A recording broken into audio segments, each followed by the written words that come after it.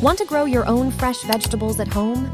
Like, share, and subscribe to Grow Your Own Vegetables for simple gardening tips. If compost is so good, why not use 100%? Why 5% compost and not 100% compost? So hopefully you've had a chance to look at the lessons in soil and in compost at this point. So one of the things to remember is that compost has biology and some nutrients, which is great for your vegetable garden and your herb garden, but compost just by itself doesn't have a great structure for roots.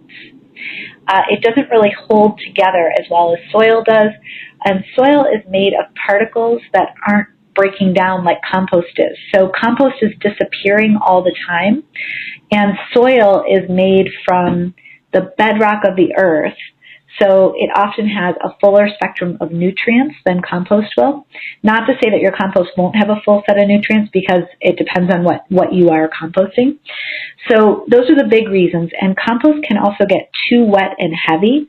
And what happens is good soil has air in it. And so what happens in compost a lot of times is it gets really clogged up and compacted down if you're just growing in compost. And what happens is that the root systems will suffocate because there's not enough air and there's too much moisture around the roots, and so they will rot. So you'll end up getting different fungal diseases and root rot if you grow in just compost. But remember, compost is a piece of good quality soil. It's like 5% at least, and you can go higher than that for sure, and a lot of people do in their gardens. I think I've seen, it's interesting because for the amount of compost that people add to their garden, what happens is year after year it breaks down, and so the overall percentage doesn't really go up as much as you might think over the course of the years. So it hovers around the same amount.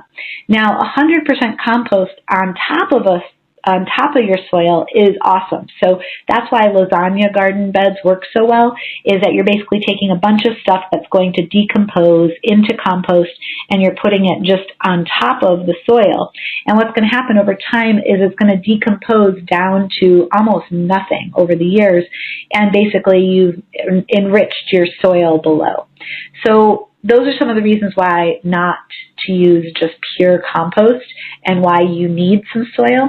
And just keep in mind that not all soil is great. You know, a lot of people have sandy soils. In Florida, we're going to talk about sandy soils later on in this call.